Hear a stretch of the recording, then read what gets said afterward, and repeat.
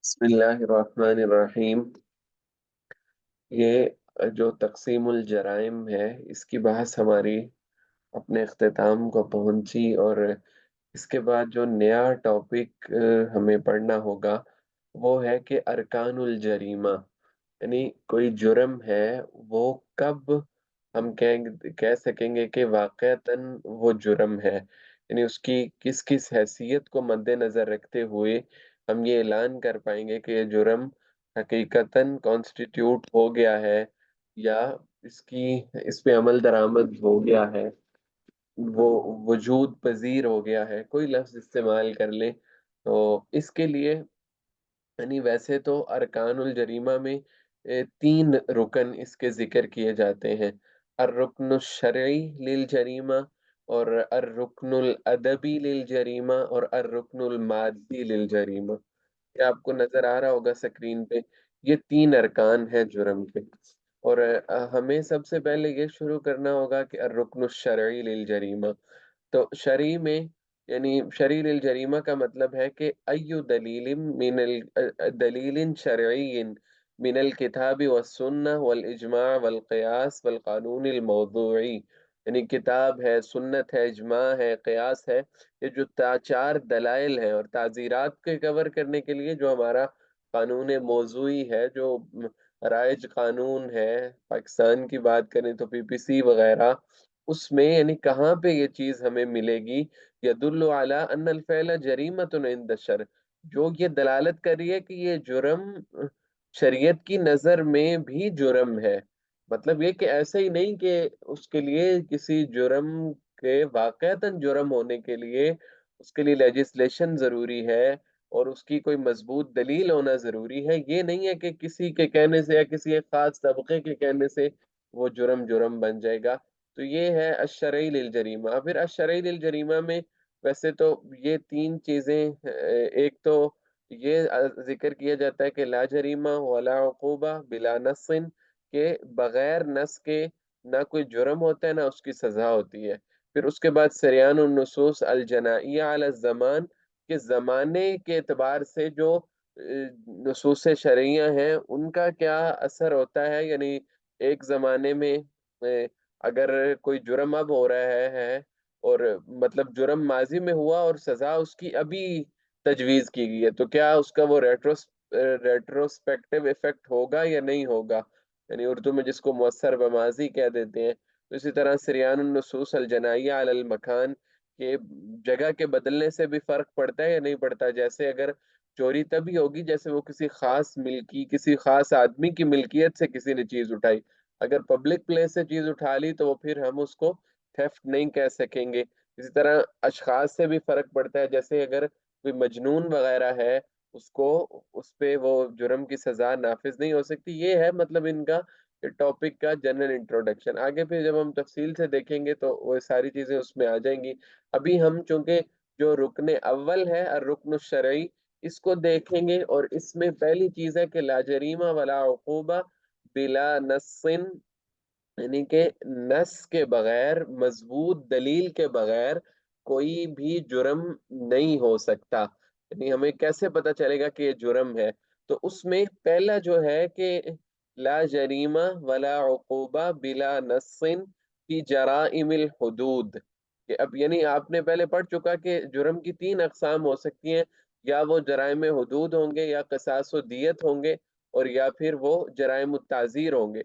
अब इन सब को अलग अलग जिक्र करेंगे। तो पहली किस्म के ला जरीमा, ये कर्सर अगर आप देखें, वला उकूबा बिला नस्सिन फी जराइमिल हुदूद, ये हुदूद के जो जुर्म है यानी हद है जो अल्लाह ताला के हक के तौर पे सजा नाफिज होती है, तो उसकी सजा के लिए भी दलील चाहिए होगी और जुर्म के सबूत के लिए भी, यानी उसके वाकयातन वो जुर्म है या नहीं है उसके लिए भी हमें दलील चाहिए होगी।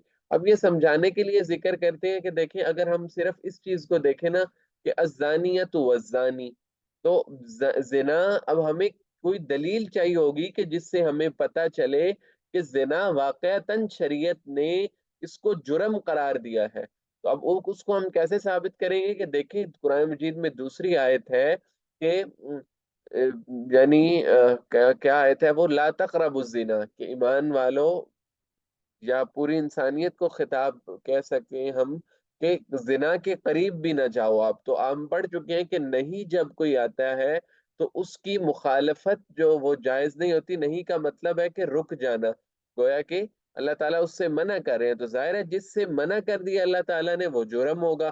تو اب ہمیں الزانیۃ والزانی سے پتہ نہیں چلا کہ یہ جرم ہے، لیکن جب دوسری آیت کو ہم نے دیکھا کہ لا تقربوا الزنا، پھر ہمیں سمجھ میں آیا کہ چونکہ اس نہیں کی، اس امر کی مخالفت ہو رہی ہے تو لہٰذا یہ جرم ہے. اور پھر جب جرم ہے تو پھر اس کی سزا ہے. ظاہر سزا بھی جرم پہ ہی ہوتی ہے کہ فجلدوا کل واحد منہما مئۃ جلدہ، کہ زانی مرد و عورت ہیں ان کو 100 کوڑے لگائے جائیں. اسی طرح دوسری آیت دیکھیں کہ السارق والسارقۃ، کہ اگر ہم اب صرف اس کو دیکھیں السارق والسارقۃ تو اس سے تو ہمیں پتہ نہیں چلتا کہ یہ جرم ہے. لیکن دوسری جگہ پہ اللہ تعالیٰ نے فرمایا کہ لا تأکلوا اموالکم بینکم بالباطل، کہ ایک دوسرے کے اموال باطل طریقے سے نہ کھاؤ تم لوگ. اس میں ظاہر ہے چوری بھی داخل ہے، چوری بھی کسی ناجائز طور پہ کسی کا مال لینا ہے. تو اس آیت سے ہمیں پتہ چلا کہ چوری واقعتاً سرقہ جو ہے وہ جرم ہے. پھر اس کی سزا بھی آگے ہمیں مل گئی کہ فَاقْطَعُوا أَيْدِيَهُمَا، کہ ان دونوں کے ہاتھ کاٹ دو. تو یہ ہے کہ مطلب دیکھیں چوری ہے، زنا ہے، اس کے جرم ہونے کے لیے دلیل ہمیں، اس دلیل پہ ہم کھڑے ہیں جس کی بنیاد پہ ہم یہ بات کر رہے ہیں کہ واقعتاً یہ جرم ہے. اور دوسری آیت ایک اور ہے کہ دیکھیں انما الخمر والمیسر والانصاب والازلام رجس من عمل الشیطان فاجتنبوہ، کہ یہاں سے ہمیں اتنا پتہ چلا کہ اللہ تعالیٰ نے کہا کہ شراب جو ہے وہ شیطان کا کام ہے، یعنی رجس من عمل الشیطان، یعنی شیطانی جو گندے کام ہے ان کی گندگی ہے شراب پینا. تو اس سے ہمیں پتہ چلا کہ یار جرم تو ہے، کیونکہ اللہ تعالیٰ اتنی سخت بات کر رہے ہیں. اور پھر آگے واضح طور پہ فرما بھی دیا کہ فَاجْتَنِبُوهُ، کہ تم لوگ اس سے اجتناب کرو، تم لوگ اس سے بچو. تو ظاہر ہے اللہ کے جو چیزیں جن کے بارے میں اللہ تعالیٰ نے حکم دیا ان کو کرنا ہے، اور جن سے روکا ہے ان کو نہیں کرنا. اور روکنے کے باوجود اگر وہ کرتا ہے تو یہی جرم ہوتا ہے. تو دوسری آیت سے بھی ہمیں پتہ چل رہا ہے کہ وحرم الربا، کہ یہ جو ہے ربا یا دیکھیں حرم الربا، کہ اللہ تعالیٰ نے ربا کو حرام قرار دیا. اس سے بھی ہمیں پتہ چلا کہ دیکھیں ربا جو ہے وہ ایک اچھی چیز نہیں ہے، اگرچہ وہ کرمنلی جو اس کی تقسیم ہوتی ہے اس میں فال نہیں کرے گا کہ یہ نہ تو یہ جرائم میں اس میں آئے گا حدود میں، نہ قصاص و دیت میں، لیکن تعزیر میں، معصیت وغیرہ میں آ سکتا ہے اگر اس کو رکھنا چاہیں. تو اس مثال کے علاوہ بھی اگر آپ دیکھیں کہ تو اب شراب ہے اس کو بھی واضح طور پہ ہمیں شراب کے جرم ہونے کی دلیل مل رہی ہے قرآن مجید سے. تو اسی طرح کوئی بھی جرم ہوگا اس کی ہمیں دلیل چاہیے ہوگی. آگے آپ دیکھیں یہاں پہ اسی کو بیان کر رہے ہیں کہ دیکھیں زانی وہ ہوتے ہیں جو زنا کرے، اور یہ یعنی الزانیۃ والزانی یہ گویا کہ اس کے جرم ہے، اور زنا کرنا آگے فجلدوا کل واحدۃ منہما واحد منہما یہ اس کی سزا ہے. تو گویا کہ اب یہاں پہ یہ بات کرنا چاہ رہے ہیں کہ جب اللہ تعالیٰ نے الزانیۃ والزانی کے بعد فجلدوا کہہ دیا تو اس سے بھی ہمیں پتہ چل رہا ہے، ایک آئیڈیا مل رہا ہے کہ ظاہر ہے جس کو سزا دینی ہے، کوڑے لگانے ہیں، وہ کچھ جرم ہی ہوگا نا. یعنی الزانیۃ والزانی میں بھی اگرچہ وہ پوری دلیل موجود نہیں ہے اس کے جرم ہونے کی، لیکن ایک پہلو یا یوں کہہ لیں کہ پوری بھی موجود ہے. دوسری آیت سے پھر ہمیں مزید واضح ہو جاتا ہے کہ ظاہر ہے جب اللہ تعالیٰ کہہ رہے ہیں کہ اس پہ سزا ہے تو سزا اسی پہ ہوتی ہے جو جرم ہوگا نا. تو الزانیۃ والزانی سے بھی پتہ چلتا ہے کہ یہ جریمہ ہے. لیکن جب ہم نے دوسری آیت کو دیکھا جہاں پہ لا تقربوا الزنا، تو پھر مزید واضح ہو گیا کہ اس کی دلیل یعنی اور مضبوط ہو گئی یہ دلیل. اسی طرح چوری کے بارے میں بھی ہے. تو اب یہاں پہ ہم نے آخری ایک چیز دیکھنی ہے کہ لا جریمہ لا جریمہ ولا عقوبہ بلا نص فی جرائم الحدود میں، کہ یہاں پہ مسئلہ یہ ہے کہ جو ہم نے ابھی مثال ذکر کی ہے شراب والی، اس کی سزا کہاں ہے؟ قرآن مجید میں تو اس کی سزا ذکر نہیں ہوئی. تو یہاں پہ اصل میں اس کے ذریعے سمجھانا یہ چاہتے ہیں کہ جو ہم پہلے بھی یہ کئی دفعہ بات کر چکے ہیں کہ جو ہیں دلائل شرعیہ ہیں ان کا ماخذ صرف قرآن مجید نہیں ہے، بلکہ اس میں سنت بھی ہے، صحابہ کرام کا اجماع بھی ہے. آپ صلی اللہ علیہ وسلم کے صحابہ جس چیز کو متعین کر دیں، خلفائے راشدین ان کا بھی اعتبار ہوتا ہے. تو اب دیکھیں کہ اس میں قرآن مجید میں شراب پینے کی سزا کا ذکر نہیں ہے، اور سنت سے یہ سزا ثابت ہے اور بطور حد ثابت ہے کہ یعنی اللہ کے نبی نے شراب پینے والے کو 40 کوڑے 50 کوڑے لگوائے، 40 کوڑے۔ تو اس کے بعد پھر کیا ہوا کہ جب حضرت عمر رضی اللہ عنہ کا زمانہ آیا تو انہوں نے کہا کہ یہ 40 کوڑوں کی سزا کم ہے، اس سے بڑھنا چاہیے۔ تو سیدنا علی نے پھر فرمایا کہ دیکھیں جب کوئی بندہ شراب پیتا ہے تو اس کی تو عقل بالکل خراب ہو جاتی ہے، تو وہ تو کسی پہ زنا کی تہمتیں بھی لگاتا پھرے، تو اس کو کون روک سکتا ہے؟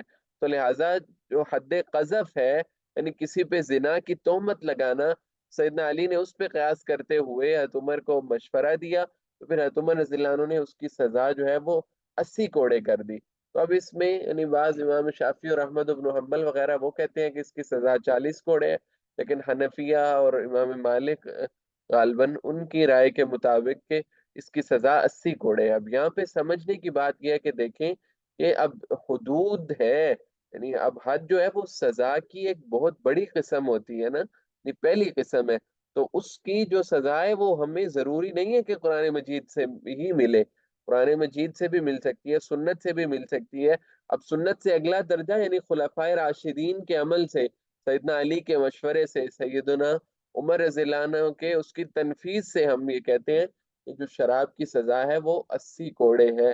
تو یہاں پہ خلاصہ کلام یہ ہوا کہ یہ کوئی ایسے اتنی یاد کرنے کی ضرورت شاید نہ پیش آئے، اس میں سمجھنے کی چیز ہے کہ جو کبھی بھی جو سزا ہوگا اس ہوگی، اسی طرح اس کا وہ جرم ہوگا تو اس کے لیے کوئی مضبوط دلیل چاہیے ہوگی ہمیں، تو اس کو ڈھونڈنا پڑے گا، پھر اس کے بعد ہم کہہ سکیں گے کہ یہ واقعتاً جرم ہے اور پھر اس کی سزا بھی ہوگی۔